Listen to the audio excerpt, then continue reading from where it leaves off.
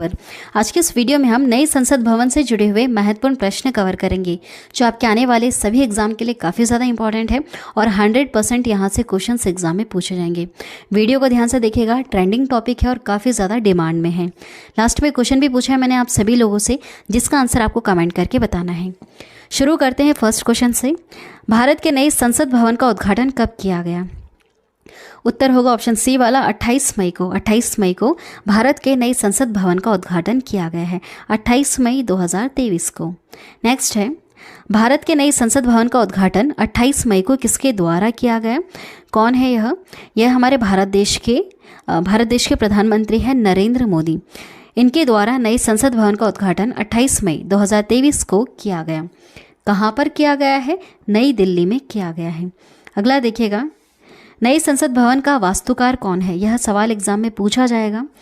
बताइए उत्तर क्या होगा? उत्तर होगा यहाँ पर ऑप्शन ए वाला बीमल पटेल। बीमल पटेल नए संसद भवन के वास्तुकार हैं। कुछ एक्स्ट्रा पॉइंट्स भी हम यहाँ पर कवर करेंगे। देखिए, नई संसद भवन का निर्माण टाटा प्रोजेक्ट ने किया है, जबकि इसके डिज़ाइन को अहमदाबाद की company HCP design and management private limited ने अंजाम दिया है। अगला सवाल है, नए भवन को बनाने में लगभग कितने करोड़ रुपए खर्च किए गए हैं? देखिए 1200 करोड़। कितने? 1200 करोड़ रुपए में बनकर तैयार हुआ है नया भवन हमारा। ठीक है, नया संसद भवन। यहाँ पर आप पीछे देख रहे होंगे, ये जो गोल आकार में बना हुआ है यह पुराना है। ये बना था 1921 में शुरू हो गया था इसका काम बनना, और 1927 में यह बनकर तैयार हो गया था। ये पुराना वाला संसद भवन, इसको बनने में उस समय 83 लाख इतने रुपए का ही खर्च आया था। लेकिन अब जो बनाया गया है सन 2023 में जो बनकर तैयार हुआ है, इसको बनाने में 1200 करोड़ रुपए का खर्च आया है। चलिए नेक्स्ट है, नए भवन के लोकसभा चैम्बर में कितने सदस्यों के बैठने की क्षमता है? कितने इसमें बैठ सकते हैं? देखिए 888 सदस्य इसमें बैठ सकते हैं। इतने बैठ सकते हैं, याद रखिएगा, काफ़ी ज़्यादा इंपॉर्टेंट पॉइंट। एक्स्ट्रा पॉइंट्स यहाँ पर कवर करेंगे। नए भवन के लोकसभा चैम्बर में 888 सदस्य और राज्यसभा के चैम्बर में 384 सदस्य बैठ सकते हैं। दोनों सदनों की संयुक्त बैठक होने पर लोकसभा कक्ष में कुल 1280 सदस्यों के बैठने की व्यवस्था की गई है। बहुत ज़्यादा बड़ा बनाया गया है। नई संसद भवन की आधारशिला कब रखी गई थी? कब रखी गई थी? तो उत्तर होगा ऑप्शन ए वाला 10 सितंबर 2020 को नई संसद भवन की आधारशिला रखी गई थी। याद रखिएगा, इंपॉर्टेंट है। देखिए एक्स्ट्रा पॉइंट्स, पीएम मोदी ने 10 दिसंबर 2020 को नए भवन की आधारशिला रखी थी और 3 साल से कम समय में यह बनकर तैयार हो गया। ज़्यादा समय नहीं लगा, 3 साल में ही यह बनकर तैयार हो गया था। और जो पहले बनाया गया था, जो पुराना बनाया गया था, उसको बनने में करीबन 5 साल के आसपास का समय लगा था, है ना। ये देखिए, अगर हम वर्ग मीटर की हम बात करें कि कितने एरिया को घेर रहा है, तो 64,500 वर्ग मीटर में फैली ये 4 मंजिला इमारत है, जो किस शेप में बनी है, किस आकार में? त्रिकोणीय आकार की बनी हुई है। ठीक है, यह शेप भी आप याद रखिएगा। जो पुराना है वह गोल आकार में बना है, लेकिन जो अब नया बना है यह 4 मंजिल भी है और त्रिकोणीय आकार में बना हुआ है। चलिए अगला देखिएगा, संसद भवन में कितने प्रवेश द्वार हैं? कितने मुख्य प्रवेश द्वार है इसमें? तो 3 हैं। ठीक है, 3 है। तीनों का वैसे अलग अलग नाम है। देखिए आगे कवर करते हैं। इस इमारत के 3 मुख्य द्वार हैं। एक का नाम है ज्ञान द्वार, दूसरा है शक्ति द्वार और तीसरा है कर्म द्वार, है ना। ज्ञान, शक्ति, कर्म द्वार, ये 3 मुख्य इसके द्वार हैं। इसमें VIP सांसदों और आगंतुकों के लिए अलग अलग प्रवेश द्वार भी बनाए गए हैं। नेक्स्ट क्वेश्चन है, नई संसद में लोकसभा कक्ष की थीम क्या है? जैसे आप यहाँ पर डिज़ाइन देख रहे हैं, लोकसभा कक्ष और राज्यसभा कक्ष दोनों की थीम अलग अलग है।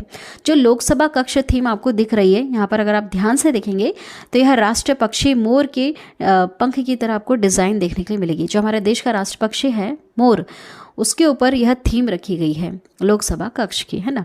चलिए अगला देखिएगा, नई संसद के राज्यसभा कक्ष की थीम क्या है? राज्यसभा की कक्ष की थीम अगर आप देखें ध्यान से, अगर आप देखेंगे तो यह आपको राष्ट्रफूल कमल की तरह दिखेगा। ठीक है, दोनों आपको याद रखना है। लोकसभा कक्ष की थीम क्या है? राष्ट्र पक्षी मोर है, जो ग्रीन कलर में आपको दिख रहा है। और राज्यसभा कक्ष की थीम क्या है? राष्ट्रफूल कमल जैसी है। ठीक है, आपको यहाँ पर पूरा लाइट पिंक इस तरह से कलर देखने के लिए मिलेगा।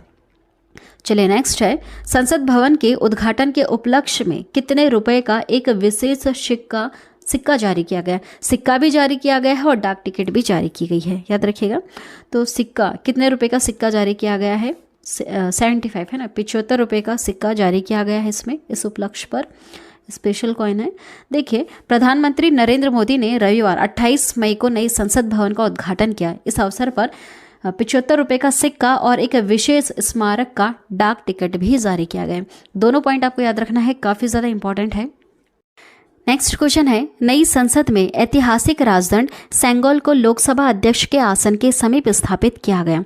सेंगोल किसका प्रतीक होता है? यह काफ़ी ज़्यादा चर्चा का विषय है। देखिए, यह सत्ता हस्तांतरण का प्रतीक है, सत्ता हस्तांतरण का प्रतीक है। यहाँ पर कुछ एक्स्ट्रा पॉइंट्स हम कवर करेंगे। ब्रिटिश शासन से सत्ता हस्तांतरण के प्रतीक ऐतिहासिक सेंगोल को नई संसद भवन में स्थापित किया गया।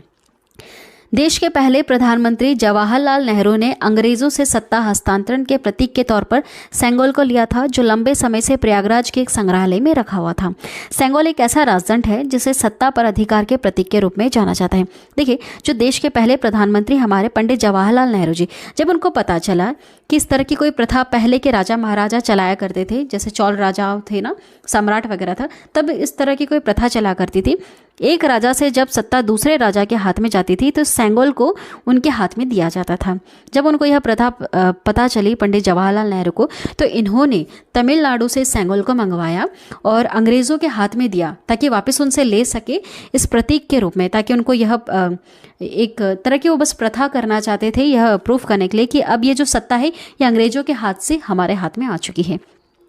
तब इसका प्रयोग किया गया था। उसके बाद तो इसको एक संग्रहालय में रख दिया। कौन से संग्रहालय में? प्रयागराज के संग्रहालय में रख दिया गया था। लेकिन अब जब ये नया संसद भवन बना है ना हमारा, तब यहाँ पर इसको वापस स्थापित किया गया, मतलब वापस यहाँ पर लाके रखा गया है, ठीक है, ताकि यह बताया जा सके कि अब सत्ता किनके हाथ में है। जो अभी सरकार बनी हुई हमारी, उनके हाथ में सत्ता है। बस ये चीज़ दिखाने के लिए अब यहाँ पर इसको रखा गया है ना। सेंगोल एक ऐसा राजदंड है जिसे सत्ता पर अधिकार के प्रतीक के रूप में जाना जाता है। ये मेन लाइन है, बस आपको यही याद रखना है। बाकी इसके पीछे की क्या स्टोरी है ये हमने कवर कर ली। चलिए नेक्स्ट है, मौजूदा संसद भवन का निर्माण कब शुरू हुआ था? कब शुरू हुआ था? तो देखिए 1921 में शुरू हुआ था। ये जो पुराना आपको दिख रहा है ना, इसका निर्माण काम 1921 में शुरू हुआ था और इसको बनने में लगभग 5 साल का समय लगा था।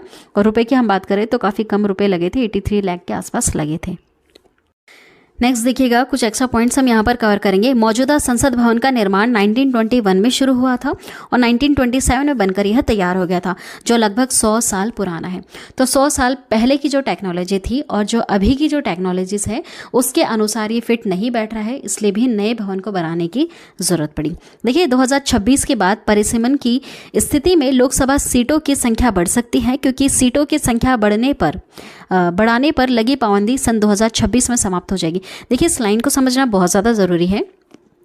अभी जो सीटें हमारे पास चल रही हैं, लोकसभा की जो सीटें हैं, राज्यसभा की जो सीटें हैं, यह पहले के अनुसार चल रही है। पहले की जो जनसंख्या थी उनके कैलकुलेशन के आधार पर ही चल रही है।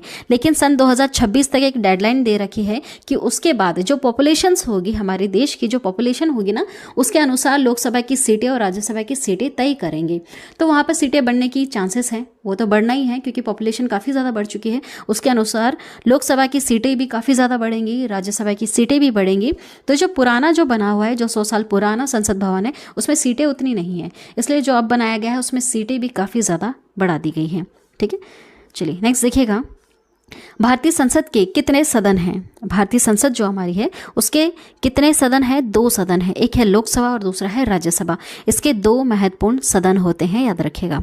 नेक्स्ट है, संसद का लोकप्रिय सदन कौन सा है? लोकप्रिय से आप यहाँ याद रखिएगा, लोक यहाँ पर भी लिखा है और लोकसभा में भी लोक लिखा है, इस तरह से आप याद कर सकते हैं। यह क्वेश्चन कई बार एग्जाम में आया है, इसलिए आप इस तरह की ट्रिक लगा सकते हैं ना। संसद का लोकप्रिय सदन कौन सा है? लोकसभा है।